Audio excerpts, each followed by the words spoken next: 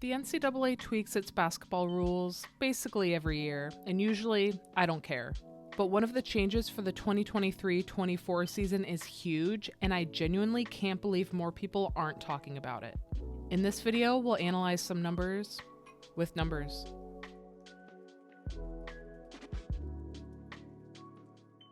Throughout history, humans have averaged about 5 digits on each hand. With such digits, humans working as basketball referees were able to construct and display jersey numbers, including numbers even greater than 5, to scorekeepers when calling fouls. However, at some point in the 50s or the 60s, they decided this was just too hard and began only allowing players to wear the digits 0 through 5, since that's all the refs could signal with such few fingers.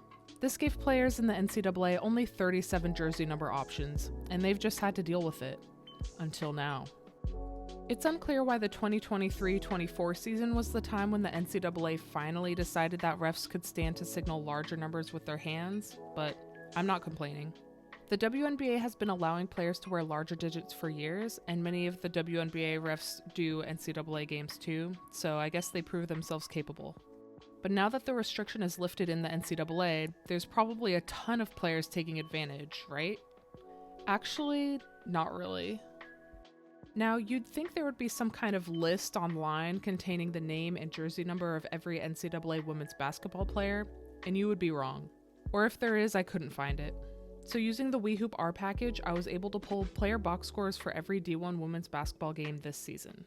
In these box scores contains each player's game stats as well as their jersey number. Swag! We can filter these box scores to find each unique player. This dataset contains not only each D1 player, but also any player that has played in a game against a D1 school. This accounts for roughly 600 teams, around half of the total number of four-year teams in the country, and almost twice the number of D1 schools alone. And finally, the moment we've all been waiting for. Out of about 9,260 players, the total number of players whose jersey number contains the digits 6, 7, 8, or 9 is 78. In other words, only about 0.8% of players are choosing to wear a cool number this season. Most taking advantage of the new rule are picking the single digits 6 through 9. 11 have number 6. 21 picked 7. Shout out to Marta Suarez, who's been slaying at Cal after transferring from Tennessee. 19 are number 8, 14 have number 9, and only 13 others have larger numbers containing the new digits. Shockingly, only 2 players have chosen numbers 60 or above. For context, the WNBA isn't much better, with only 23 out of the 164 total rostered players in 2023 wearing any digit greater than 5. In my professional opinion, these players are going to need to get more creative with those larger numbers. The NCAA rule actually says nothing about the jersey number needing to be an integer, so I'll be needing to see some decimals as well. With so few players opting to wear a digit greater than 5 on their jersey this year, and most of these players being either freshmen or transfers, it's not super likely that you'll see too many when casually watching games of bigger programs. But now, the floodgates are open, and it's only a matter of time before we see the first player to wear number 69 in NCAA women's basketball.